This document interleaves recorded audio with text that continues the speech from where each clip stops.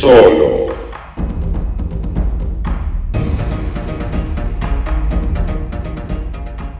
Yo, salut à tous et bienvenue dans cette petite vidéo qui va être ce soir consacrée à Karate Kid Legends. Alors, Karate Kid Legends, moi c'est un film que j'attendais quand même pas mal parce que je me suis fait Cobra Kai intégralement. Je me suis revu les 3 premiers Karate Kid. J'ai revu également le remake de 2011, 2010, je sais plus, avec le fils de Will Smith et Jackie Chan. Et du coup, un nouveau Karate Kid avec Ralph Macchio, donc Daniel San, et le personnage de Mr. Han, interprété par Jackie Chan, qui vont se retrouver dans le même film, avec le nouveau héros, Lee Fang. Alors, Karate Kid Legends, je vous le conseille. Je vous le conseille, notamment si vous avez aimé les Karate Kid, forcément, si vous avez aimé Cobra Kai aussi, c'est dans la même veine, c'est la même chose. Alors, c'est la même chose, oui et non. Ça reprend les codes de la saga, évidemment. C'est un petit jeune qui déménage quelque part, qui va se retrouver embrigadé dans des embrouilles avec un adversaire qui va devoir affronter dans un tournoi. C'est les codes de Karate Kid, c'est tout le temps comme ça. Donc, voilà. C'est le cas dans le premier, évidemment. C'est le cas dans le deuxième. Alors, il déménage pas, mais il va à Okinawa et il se retrouve embrigadé avec un bully qui fait du kung-fu et à la fin, il y a un tournoi. C'est le cas dans le 3 aussi. Et le remake, évidemment, c'est la même chose. Cobra Kai, c'est la même chose. Miguel, il arrive à LA avec sa mère et il se retrouve embrigadé là-dedans. Il va faire du kung-fu, il va y avoir un tournoi, etc. etc. C'est les mêmes codes à chaque fois. Ça veut pas pour autant dire que c'est les mêmes films à chaque fois. Les 3 films sont très différents de la trilogie originale. Le remake, c'est un remake, mais on déplace le personnage en Chine. Donc du coup voilà, c'est plus avec Miyagi, c'est Mr. Han. Et donc il y a toute la culture chinoise qu'on découvre. Donc c'est pas tout à fait la même chose non plus. Le film évidemment, il y a 20 ans d'écart avec l'original, donc c'est un remake, donc c'est un peu plus actuel. Et Cobra Kai, du coup, oui, c'était en fait centré sur Johnny Lawrence. Et du coup, on suivait tous les ados du lycée en même temps, en plus de Johnny et Daniel. Donc voilà, c'était pas toujours, c'était les mêmes codes, mais c'était pas les mêmes histoires. C'est pas une bête Legacy sequel comme on a eu récemment.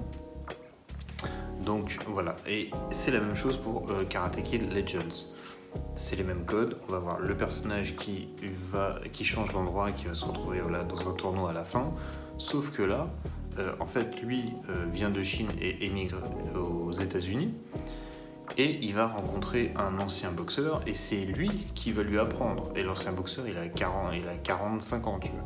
Donc c'est lui qui va lui apprendre les arts martiaux. Il va se retrouver avec un Némésis à abattre aussi, mais pas tout de suite, ça va pas être le centre d'intérêt tout de suite du film. Et du coup, une fois que le boxeur perd, du coup en fait lui prend la relève et évidemment il va se retrouver à affronter sa Némésis dans le tournoi. Donc voilà, on reste sur encore une fois les mêmes codes, mais l'histoire est pas tout à fait la même. Et j'ai envie de dire tout, à part le méchant. Évidemment, parce qu'il est là pour être méchant, et à part être méchant, il fait pas grand chose, mais tous les autres personnages sont ultra appréciables. Et ça j'ai beaucoup aimé. Le personnage de Mr. Han, interprété par Jackie Chan, il est toujours adorable. Moi c'est un personnage de cinéma que j'adore. Dans le remake de Karate Kid, il me touche ce personnage, mais pour moi, Jackie Chan, bon, il faisait toujours un peu le con, il faisait des arts martiaux, il est ultra doué, on est d'accord, mais il faisait toujours un peu le con, et bon, moi, au bout d'un moment, ça me gave un peu de le voir toujours faire le même rôle. Et là, de le voir dans le Karate Kid 2010-2011, je l'ai vu un peu plus sensible, un peu plus avec des fêlures. Mais ça marchait vachement bien, la scène dans la voiture où il explique l'accident de sa femme. Ça me touche particulièrement cette scène et j'ai une empathie à 3000% avec le personnage. Et de voir le petit Jaden Smith lui passer les bambous là autour des bras pour qu'ils fassent les mêmes gestes tous les deux et qu'il lui essuie ses larmes avec et tout machin. voilà, moi ça me touche particulièrement cette scène. J'aime beaucoup le personnage de Mr. Han. Et donc de le revoir là, ça fait plaisir, mais de voir qu'il est toujours le même, c'est-à-dire qu'ils l'ont pas changé. C'est pas devenu un autre personnage, c'est toujours Mr. Han. Il est toujours un peu sec et un peu dur, mais il a un grand cœur et c'est un personnage que j'aime beaucoup. Le nouveau héros, il est super appréciable, il est super cool et il est attachant tout de suite, vraiment quasiment tout de suite. Je me suis attaché à lui, c'est un personnage que j'aime bien, que j'ai envie de voir évoluer, c'est un personnage que j'ai envie de voir se dépasser et triompher. C'est un personnage qui a des bonnes bases, qui est assez fort, mais qui n'est pas le plus fort. Notamment parce qu'il a un traumatisme à dépasser qui le bloque. Et du coup, c'est intéressant parce qu'on va passer tout le film à le voir essayer de dépasser son trauma et de s'entraîner pour évidemment rivaliser avec son adversaire qui est ultra fort, mais qui est quasiment que en force brute. Sa copine, je trouve que l'alchimie entre les deux gamins, elle marche ultra bien, ils sont ultra mignons tous les deux, quasiment tout de suite. Pareil, du coup le père de la gamine, qui est interprété par Joshua Jackson, le boxeur, ce mec il est génial, il a une sympathie tout de suite à l'écran. À partir du moment où tu le vois à l'écran et il fait son sourire là, bah moi j'ai kiffé, voilà, je l'ai trouvé super cool le personnage. Il a des bonnes répliques et tout, c'est des personnages qui ont de l'humanité. Ils sont tous attachants à leur façon. Même la mère de Li Fang qui est pas très expressive, et ben même au bout d'un moment tu comprends pourquoi elle est comme ça et tu comprends qu'elle a mal vécu le décès de son fils, donc le frère de Li, et donc du coup comme il est mort après avoir gagné un championnat de karaté et que c'est son adversaire qui l'a battu, qui est revenu se venger, qui l'a planté, bah du coup tu comprends qu'elle ait pas envie que son fils il fasse pareil. Donc t'es un peu genre ouais bon vas-y laisse le faire, mais en même temps tu comprends et tu peux pas lui dire bah non laisse ton fils participer au truc, tu vois, parce qu'il y a déjà un deuil dans la famille qui est très très présent et qui est dur à surmonter. Et donc ils sont tous sympas, ils sont tous bon, Daniel San qui revient un petit peu, il est là mais pas trop, mais comme je me suis tapé 6 saisons de Cobra Kai il y a l'année passée, bah, il est encore dans ma tête et c'est un personnage que j'aime bien, donc forcément ça marche. Et du coup, voilà, bon, je vous conseille de le voir.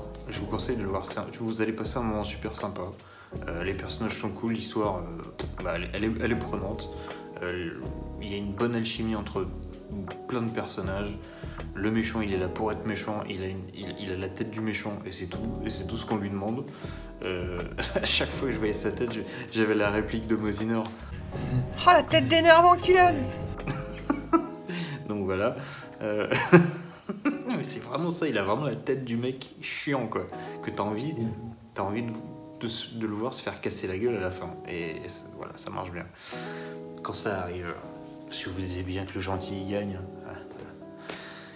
Donc, qu'est-ce qu'on peut dire de plus sur ce film? Maintenant que je vous ai dit que c'était bien, on va pouvoir attaquer un peu plus profondément. L'intro du film est vachement cool, parce que c'est une séquence tirée de Karate Kid 2, quand il va à Okinawa justement, Daniel San, et qui parle à Miyagi, et qui parle des origines du courant Miyagi-Do. Il explique qu'il y avait deux courants qui se sont séparés parce que l'ancêtre de Miyagi il s'est endormi en mer et il s'est retrouvé en Chine, et c'est là où en fait il a rencontré la famille des Han, et il a transmis son savoir aux Han, et du coup en fait il va y avoir tout le symbole du film qu'ils ont repris du coup du bonsaï de Miyagi, et en fait il y a le tronc principal avec deux branches sur chaque côté, et donc du coup la symbolique il y a les deux courants martiaux, c'est un arbre, deux branches, voilà. Donc en fait c'est pour ça que Han et Miyagi se sont connus, et c'est pour ça que Han va venir demander à Daniel San de l'aider à entraîner Lee, parce qu'ils ont le même courant mais pas des styles différents, mais ils font partie du même courant art martial. Donc voilà, j'ai bien aimé comment ils ont raccroché les wagons en 10 secondes de début du film, en plus avec une séance animée qui était plutôt sympa. Et pour continuer sur les trucs un peu animés, il y a des petites annotations qui apparaissent à l'écran, notamment après ça, où tu vois par exemple Mr. Han le maître Sifu, Han Sifu, qui qui donne des directives à ses élèves, et du coup il le dit en chinois, et en fait il y a des petites zones, il y a des petits textes en anglais qui apparaissent à l'écran avec des petites décorations chinoises autour et tout machin. Ça marche bien, et on a ça également sur le tournoi de la fin. À chaque fois que les mecs ils mettent un coup, genre je crois que c'est 2 points à la tête et 1 point au corps, à chaque fois qu'ils touchent, bah t'as le coup qui touche, il y a un freeze frame, et du coup t'as un petit +1 en dessin, comme si on l'écrivait au stabilo d'un coup, et hop, ça disparaît et l'action reprend. Du coup, ça c'est un peu cool parce que tu vois vraiment le coup porté qui s'arrête, et tu te dis ah oui, ok, c'est ça qui donne le point à ce moment-là. Du coup, ça rend le truc un peu plus dynamique, et au niveau des scores, c'est très clair. Tu dis ah ok, ce coup-là il a rapporté tel point, ce coup-là il a rapporté tant de points à ce moment-là, ok. Donc moi j'aime bien, j'ai trouvé ça stylé. Et puis du coup, dans le combat final, t'as vraiment un hommage à tous les jeux de combat genre Street Fighter, où t'as les 2 adversaires qui se font face à face, et il y a un fight au milieu, tu vois. Genre vraiment, t'as vraiment l'impression que c'est Street Fighter, quoi. Et en termes de réel, à un moment, t'as un petit clin d'œil aussi, t'as un training montage, évidemment. Et comme t'en as 2, t'as celui de Li Fang, mais t'as aussi celui de Joshua Jackson, quand il s'entraîne. Et du coup, t'as la fameuse scène où en fait il tape au sac comme ça, comme Rocky. Et du coup, il met le dernier coup un peu exactement comme dans Rocky 2, ou non, c'est Rocky 1, je crois.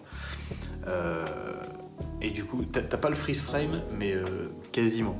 Mais c'est un petit hommage à Rocky. Forcément, c'est un boxeur et tout machin. T'es obligé, quand tu fais un training montage, de faire un hommage à Rocky. C'est Rocky qui a popularisé le training montage dans tous les films. Donc voilà, c'est sympa, ça marche bien. Il y a aussi un élément qu'on retrouve, je crois que c'était dans Weapons, dans Évanoui. Oui, parce que c'est dans Évanoui qu'à un moment on suit le crackhead là, qui court, et quand il ralentit, t'as la musique d'ambiance quand il court qui fait et qui s'arrête quand il ralentit. On a 3 ou 4 fois ce principe là dans Karate Kid, et même chose, à un moment il s'arrête, la musique elle fait il regarde et tout, et il repart, et la musique elle repart comme ça. Et ça c'est des petits trucs de mise en scène qui sont plutôt cool. Ça sert pas à grand chose, mais ça amène une dynamique à la scène, et ça permet de faire une petite pause, parce qu'il y a pas mal de musique d'ambiance. J'ai trouvé toutes les musiques d'ambiance trop bien, elles sont vraiment trop bien. Moi, plusieurs fois j'étais là, genre dans la salle, je bougeais la tête et je bougeais les jambes et tout machin. En termes de musique d'ambiance, le film il est trop bien, je trouve. J'en ai chasamé plusieurs pendant le film, je me les écoutais après. Mais c'est ce qu'on appelle un feel good movie. Tu ressors de là, le dernier truc que j'ai marqué, c'est j'ai le sourire. Parce que je me sentais, genre à la fin, j'étais comme ça pendant les 5 dernières minutes, j'avais le sourire. Donc je me suis sorti de la salle, vraiment j'étais bien. C'est vraiment un film qui te fait te sentir bien. À la fin du film, t'es content, quoi. T'as passé un bon moment, t'as vu un film sympa, avec des persos appréciables. T'as une petite tension quand même, parce que même si tu sais qui va gagner, c'est assez bien fait pour que tu te dises ah putain, c'est tendu et tout machin. Et t'as tout le principe du piège qu'ils mettent au point. Est-ce que ça va passer, est-ce que ça va pas passer? Ça marche bien. T'as aussi la relation Han et Danielson qui est plutôt rigolote. Comme ils sont du même courant, ils essaient... Bon, t'en as un qui est spécialisé karaté et l'autre kung-fu, et en fait, du coup, ils essaient de lui apprendre des trucs, mais bon, c'est un peu genre, oui, mais là, il faudrait utiliser le karaté. Ah oui, mais non, moi, je pense qu'il faudrait utiliser le kung-fu. Et donc, du coup, ils sont un peu... c'est pas qu'ils se disputent, mais ils sont pas tout à fait d'accord tout le temps. Et à un moment, ils entraînent Li Fang sur un contre, et t'as Daniel, il lui dit bah vas-y, attaque-moi. Et Li Fang attaque, et l'autre, il le maîtrise, il le fout par terre. Il fait voilà, c'est ça que tu dois faire. Et il y a Jackie Chan qui arrive, il fait non, c'est pas comme ça qu'il faut faire. Il relève Li Fang qui s'est fait étaler par terre, et l'autre, il comprend pas ce qui lui est arrivé. Il fait vas-y, attaque-moi. Et l'autre il fait attendez, il fait si, attaque-moi. Et hop, et pareil, il le maîtrise d'une façon de ouf, et il le fait tomber par terre encore. Et du coup, ils font ça 3-4 fois, genre ah oui, non, mais en fait, non. Ok, l'idée elle est pas mal, mais on va plutôt faire comme ça. Il relève le gamin, il le fout par terre, 3-4 fois, et le pauvre Li Fang il s'en prend plein la gueule, et les autres ils continuent à s'engueuler. Non, mais on va faire ci, ça. Et vous Li Fang il est par terre, il fait ouais, non, mais en fait, on va arrêter là. Parce que ma hanche elle a fait un bruit bizarre, et je vais rester par terre en fait. il y a de l'humour dans le film qui marche bien. Et puis comme ils sont tous attachants, en fait, tu rigoles de bon cœur en fait. T'as toujours un petit sourire avec une petite remarque, un petit truc. Moi, il y a une scène que j'ai beaucoup aimée, c'est que t'as Lee Fong qui se sent pas bien par rapport à la mort de son frère, il y repense souvent, et il se retrouve avec Joshua Jackson, et je sais plus comment il s'appelle dans le film, bref, lui, et du coup, il lui dit, il fait ça va et tout, il fait tu vas en parler, et il dit ouais, c'est par rapport à mon frère, il est mort et tout ça, machin, il lui explique l'histoire, et lui tu fais je suis vraiment désolé, machin, hein. Je crois que c'est la seule scène où il sourit pas à Joshua Jackson, en tout cas là, parce qu'il ressourit très vite derrière, vu qu'il est dans le... Il lui donne des conseils pour vraiment bienveillants. Et du coup, il dit ouais, en Chine, on dit que quand il y a un décès dans la famille, en fait, il faut ouvrir toutes les portes et toutes les fenêtres pour faire sortir la mort de la maison et pouvoir passer à autre chose. Et donc, Joshua Jackson se remet à faire son sourire ultra bienveillant, qui est ultra chaleureux, et qui lui dit ah, si seulement c'était aussi simple que ça. Et juste cette petite phrase, elle est hyper lourde de sens, je trouve, parce que évidemment, tu vas pas pouvoir faire partir le deuil. C'est symbolique, c'est une belle symbolique, je trouve, en plus, de laisser l'esprit qui vivait avec toi, de la personne qui vivait avec toi, passer à autre chose, pas rester dans la maison. Parce qu'en plus, dans les cultures asiatiques, il y a le fait que l'énergie négative, elle reste dans un lieu, elle s'accroche à un lieu. Et c'est pour ça que tu as tous les The Grudge et tout ça, machin. Mais du coup, je trouve que c'est une belle symbolique, le fait d'ouvrir les portes, les fenêtres, machin.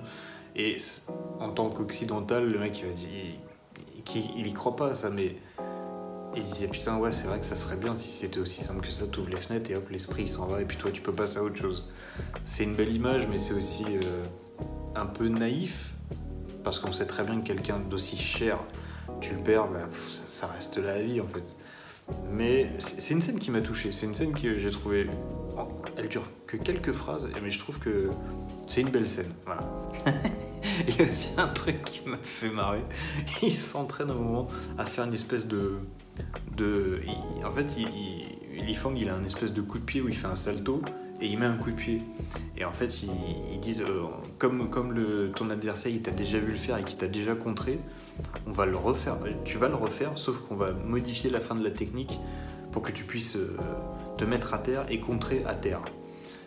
Et du coup, il l'entraîne à faire son salto et passer sous les tourniquets du métro. Et donc, il essaye et en fait, il se mange 3-4 fois le tourniquet à la tête. Et il fait à Mr. Han, il fait, vous avez un conseil à me donner? Et l'autre, il fait, oui, arrête de te cogner la tête. Mais il le dit ultra sérieusement. Ça m'a fait trop rire. C'est un conseil à la con, mais oui, c'est vrai. Arrête de te cogner la tête, en fait. Il faut que tu passes en dessous, quoi. Et c'est ça que j'aime bien dans le personnage de Mr. Ham, c'est que il est très cash, terre à terre, mais si le problème c'est de te cogner la tête, arrête de te cogner la tête. Trouve un moyen, mais arrête. Et voilà, ça me fait beaucoup rire. Et on va finir par... est-ce que du coup c'est lié à Cobra Kai ou pas? Parce que oui, on voit Daniel San, donc tu te dis à son âge là, machin, est-ce qu'il y aurait peut-être un petit truc avec Cobra Kai? Ça avait été démenti pendant la promo du film, et à la fin, t'as Daniel San qui rentre chez lui, et il y a Johnny Lawrence. Et moi j'étais super content de le voir, Johnny Lawrence. Parce que je l'adore dans Cobra Kai, il me fait tellement rire. C'est un personnage qui est hyper touchant, même s'il est très très con. il est quand même très touchant. Et du coup, de les revoir tous les deux en train de l'autre en essayant de dire ouais, on va faire ça, on va monter un truc de pizza à deux, on va appeler ça Miyagi-Do. Parce que Do de Miyagi, Do, c'est le nom du dojo de Miyagi. Mais Do en anglais, c'est la pâte, D-O-U-G-H. Cookie dough, pizza dough, tout ça machin. Et il fait, t'as compris? Miyagi, do. Et l'autre il fait, ouais non mais j'ai compris, mais ça serait un manque de respect. Et tu fais, par rapport à la pizza? Il fait, non, par rapport à Miyagi, mon maître. Après il fait, ah. Et voilà. Donc on voit Johnny Lawrence 30 secondes, mais il est toujours aussi con. Donc moi j'étais content. Voilà, donc voilà, j'étais content de voir Johnny Lawrence. Voilà. Alors, est-ce que c'est du fan service? Bien sûr, on est d'accord. Est-ce que c'est justifié? Oui, parce que comme on se demandait si le film était ancré dans la réalité de Cobra Kai ou pas, on le sait maintenant, oui. Ça fait partie de l'univers de Cobra Kai. Donc ça fait partie de l'intégrale de Karate Kid. ce qui inclut aussi le remake maintenant. Donc voilà, tous ces films sont liés, c'est cool, moi j'aime bien ça quand c'est comme ça. Et du coup, comme je disais au début, c'est pas juste un énième remake ou une suite avec que des clins d'œil ou ça machin. Non, c'est un film qui suit les codes de la saga et qui les détourne pour faire une histoire un peu différente, forcément. Mais il faut obligatoirement qu'il y ait un jeune qui déménage, il faut obligatoirement qu'il y ait le Némésis qu'on affronte à la fin dans le tournoi. Voilà, c'est comme ça dans tous les Karate Kid, c'est comme ça machin. L'histoire n'est pas la même, les enjeux ne sont pas les mêmes, on n'a pas eu de héros qui a un trauma jusque-là. Donc voilà, donc rien que ça. Donc voilà. C'est une famille monoparentale, évidemment, comme à chaque fois, mais les rapports ne sont pas les mêmes. Comme c'est des Chinois, les rapports ne sont pas du tout les mêmes. Il y a un respect qu'il y avait pas du tout quasiment dans le remake, parce que c'est pour ça que Mr. Han, il lui faisait faire tous ces exercices pour lui apprendre le respect. Et il y avait une relation un peu genre copain dans les premiers Karate Kid. Là, c'est une famille asiatique, donc il y a un respect envers le parent. C'est pas la même chose. C'est pas la même chose. Donc voilà. Et puis le fait que ce soit lui qui entraîne Joshua Jackson au début, ça change complètement la dynamique. Ça change les relations entre personnages. Donc, on n'est pas sur un bête remake, on est sur une nouvelle itération d'une suite. C'est une vraie suite. Ça reprend les codes, mais ça ne fait pas le même film. J'insiste là-dessus. Donc voilà, moi je vous conseille Karate Kid Legends, même si vous n'avez pas vu les autres, ça reste un film sympa. Je le redis, les personnages sont ultra attachants, tout de suite. Il y a une bonne alchimie entre les acteurs. Il y a lui et sa copine, ils sont ultra mignons. Mr. Han et Daniel-san, leur relation, leurs échanges, ils sont marrants. Joshua Jackson, il est ultra bienveillant comme personnage, j'aime beaucoup. La mère, elle est un petit peu froide, mais au final, tu sens que c'est pour cacher une douleur. Donc en fait, voilà, il n'y a pas de... Il y a rien à acheter. La musique, elle est cool. Et la musique, elle est cool, quoi. Voilà. Il y a des beaux éclairages dans le film. Après, il n'y a pas grand-chose d'autre à... Moi, j'ai pas noté grand-chose sur la réalisation. Il y a des plans un peu sympas, mais bon, c'est juste dans les scènes d'action. Dans les scènes de la vie de tous les jours, bon, c'est un peu lambda, mais c'est efficace, c'est bien éclairé, c'est bien shooté, il n'y a pas des mouvements de caméra de ouf, mais il y a des petits mouvements sympas dans la baston, dans l'allée, dans la rue. Le gamin là, il est vraiment doué.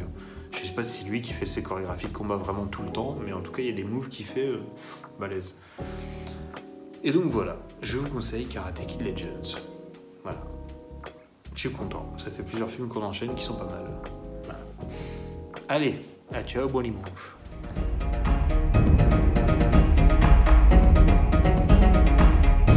Solo